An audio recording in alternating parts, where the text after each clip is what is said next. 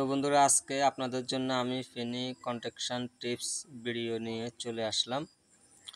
তো আজকে আলোচনা থাকবে আমাদের এখানে যে বিল্ডিংয়ের কাজ চলতেছে, এই বিল্ডিংয়ের শুরু থেকে শেষ পর্যন্ত কত টাকা খরচ হবে।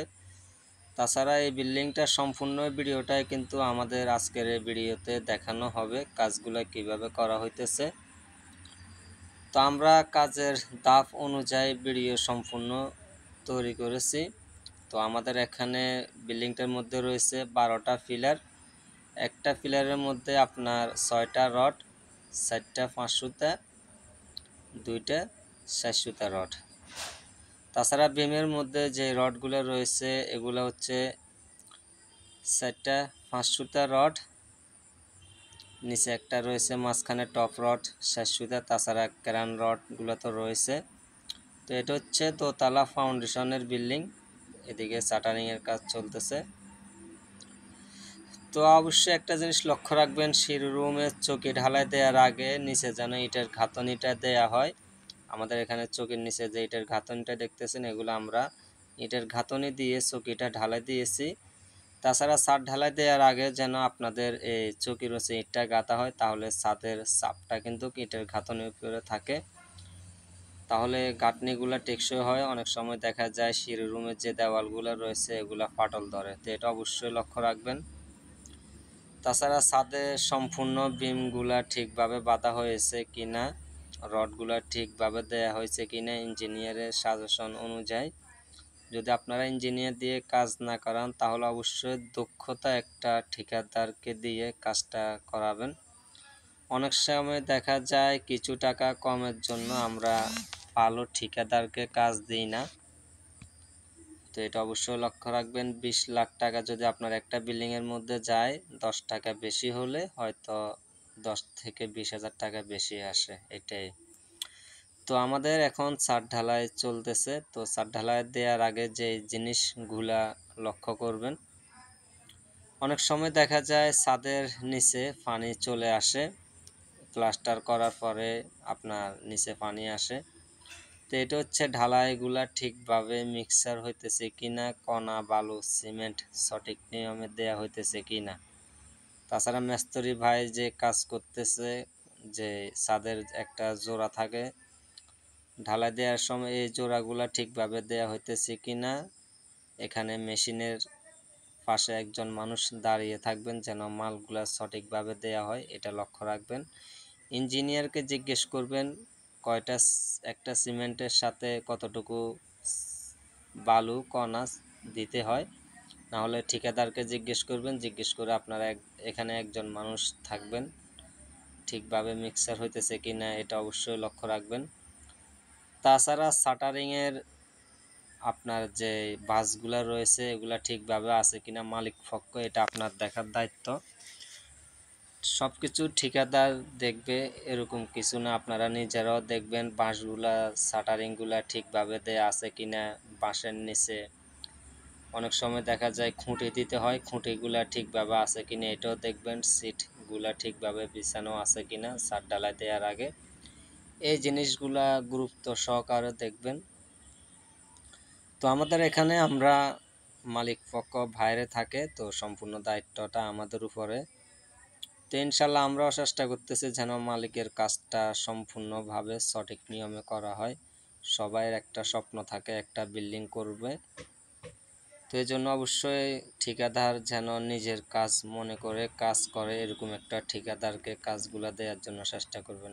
আমাদের এই কাজটা চলতেছে ফেনী জেলা ধাগনভূঞা। তো আমাদের ছাদ ঢালাই দেওয়া শেষ, এটা কিন্তু আমার ছেলে, ওর জন্য দোয়া করবেন। তো মোটামুটি আমাদের ছাদটা কিন্তু ফিনিশিং অনেক সুন্দর হয়েছে। ছাদ ঢালাই দেওয়ার পরের দিন আমরা গোলাগুলা দিয়েছি, ফিনিশিং অনেকটাই সুন্দর হয়েছে। তো এটা হচ্ছে আমাদের সিঁড়ির চৌকি, আমরা এটা দিয়ে এখন নামবো। দেখতেছেন ধাপগুলা কিন্তু অনেকটাই সুন্দর হয়েছে। আমাদের এখানে আরেকটা কথা হলো, সিঁড়ি রুমের চৌকির নিচে কিন্তু আমাদের কিচেন রুম। তো দেখতেছেন দেওয়াল করে ঢালাই দিলে আপনার অনেকটাই টেকসই হয়। এখানে দেখতেছেন জয়েন্টগুলো কিন্তু অনেক সুন্দর হয়েছে, ছাদটা কিন্তু দেওয়ালের উপরে বসে গেছে, এখানে ফাটল ধরার কোনো অপশন নেই।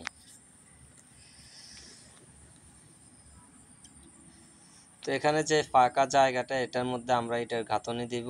এখানে ফাঁকা জায়গাটা থাকবে না, এটা পরবর্তীতে কাজ করা হবে।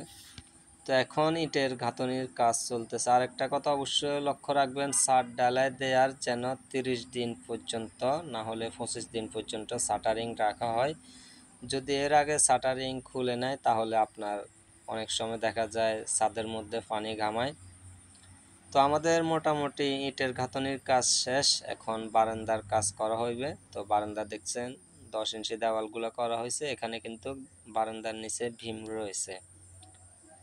তো আমরা বারান্দা ঢালাই দেওয়ার আগে সম্পূর্ণ ইটের গাঁথনিটা দিয়েছি, এখন রড দিয়ে ফ্লোর ঢালাই দিতেছি। বারান্দার ফ্লোর ঢালাই দেওয়ার পরে কিন্তু আমরা এই যে পিলারগুলো দেখতেছেন বারান্দার, এগুলো কিন্তু আমরা ফ্লোর থেকে জয়েন্ট দিয়ে দিচ্ছি। এখানে দেখতেছেন একটা পিলার এখনো ঢালাই দেওয়া হয় নাই, এটা কিন্তু একদম নিচ থেকে রয়েছে। এটার গাঁথনি করে কিন্তু বারান্দার এই পিলারগুলো চাপায় ঢালাই দেওয়া হয়েছে। তো এইভাবে করলে আসলে কাজগুলো টেকসই হয়, ফাটল ধরার কোনো অপশন থাকে না। যদি কাজগুলো একটু পরিকল্পনা অনুযায়ী করা হয় তাহলে মালিক পক্ষ বিল্ডিং নিয়ে কষ্ট করা লাগে না। তো অনেক সময় দেখা যায় বিল্ডিংয়ে অনেক কাজগুলো ভুল হয়ে যায়, তো এই কাজ করার পরে কিন্তু আসলে কিছু করার থাকে না। একটা মানুষের স্বপ্ন সম্পূর্ণ বিল্ডিংটা অনেক বছরের সাধনা। তো এটা হচ্ছে সিঁড়ি রুমে যেই ভুলটা কমন ভুল মানুষে করে। তো আমি এখানে দেখতেছেন আমাদের ছাদের উপরে যে অংশটা রয়েছে এখানে কিন্তু আমরা পিলারগুলা 60 ফিট ঢালাই দিয়েছি, আর পিছনের সাইডে কিন্তু 4 ফিট ঢালাই দিয়েছি। তো অনেক সময় দেখা যায় সামনের এই সাইডে আপনার স্লোপ দেয়, পিছনের সাইডে আপনার জায়গাটা উঁচা করে, তখন এটা কিন্তু পরবর্তীর জন্য সমস্যা হয়। তাছাড়া প্লাস্টার করার সময় অবশ্যই যেন বাইরের পাশে আপনার 15 ইঞ্চি থেকে 20 ইঞ্চি পর্যন্ত গোলা দেয়া হয়। তো এখানে যে রডগুলো দেখতেছেন সিঁড়ির রড, এখানে কিন্তু দোতলা কাজ করার সময় দ্বিতীয় চকিটা কিন্তু ওই 4 ফিটের উপরে যায় বসবে। তো এই জন্য অবশ্যই লক্ষ্য রাখবেন যে এই পাশে চকিটা বসানো হবে দোতলা করার সময়, ওই পাশে জায়গাটা যেন স্লোপ থাকে। তা না হলে আপনারা আরেকটা জিনিস করতে পারেন, দ্বিতীয় চকিটা যখন দোতলা করার জন্য ওই যে প্রথম চকিটা করা লাগে, এগুলা ঢালাই দিয়ে কিন্তু আপনারা যে দিকে ইচ্ছা স্লোপটা করতে পারবেন, কোনো সমস্যা হবে না। আর যদি আপনারা এই জায়গাটা যদি উঁচা করেন তাহলে কিন্তু চকি করার জন্য পরবর্তীতে ফিলার দেওয়াল সম্পূর্ণ ভাঙা লাগবে। তাছাড়া প্লাস্টার করার আগে শ্যাওলাগুলো দেখতেছেন, এগুলো কিন্তু পরিষ্কার করা লাগবে। আর ইটের প্রথম যখন চকি সিঁড়ি রুমে ইটের গাঁথনি করবেন, প্রথম যে রডটা ইটটা গাঁথা হয় এটা কিন্তু ভালোভাবে পরিষ্কার করে ভিজিয়ে ইটটা গাঁথবেন। অনেক সময় দেখা যায় সিঁড়ি রুমের ভিতরের সাইডে কিন্তু আপনার প্লাস্টার ড্যাম হয়ে যায় কিছুদিন যাওয়ার পরে। তো এটা অবশ্যই লক্ষ্য রাখবেন, ছাদে যে একটা বান দেওয়া হয় ঢালাই দেওয়ার পরের দিন, ওই বানটার উপরে সিঁড়ি রুমের ইটটা গাঁথবেন না, ওটা ভেঙে নতুন করে ঘোলা দিয়ে ভালোভাবে ভিজিয়ে সিঁড়ি রুমের ইট গাঁথবেন, তাহলে আপনার ভিতরের পাশে আর পানি আসবে না। তো আমাদের এখন প্লাস্টারের কাজগুলো চলতেছে, মোটামুটি আমাদের কাজ শেষ পর্যায়ে। এই বিল্ডিংটার মধ্যে আমাদের সম্পূর্ণ খরচ হইতেছে এখন পর্যন্ত আমাদের 15 লাখ টাকা খরচ হয়েছে। তো আমরা ভাবতেছি হয়তো টাইলস সব কিছু মিলিয়ে হয়তো 18 থেকে 20 লাখ টাকা খরচ হবে। এটা আমাদের ছাদের মুখে যে এটার গাঁথনিটা দেওয়া হয়েছে এটার মধ্যে আমরা ডিজাইন করেছি। তো সম্পূর্ণ বিল্ডিংটার মধ্যে অনেকগুলো ডিজাইন রয়েছে খুবই কম খরচের মধ্যে। কিছুদিন যাওয়ার পরে প্লাস্টারের সমস্যা আসে, তো এই বিষয় নিয়ে আমি সম্পূর্ণ একটা ভিডিও তৈরি করব। তো এই বিল্ডিংটা সম্পূর্ণ ভিডিও আরেকটা দেখার জন্য এই চ্যানেলটা সাবস্ক্রাইব করে রাখবেন। ভিডিওটা ভালো লাগলে আপনাদের পরিচিত মানুষদের মাঝে শেয়ার করবেন, একটা লাইক করবেন।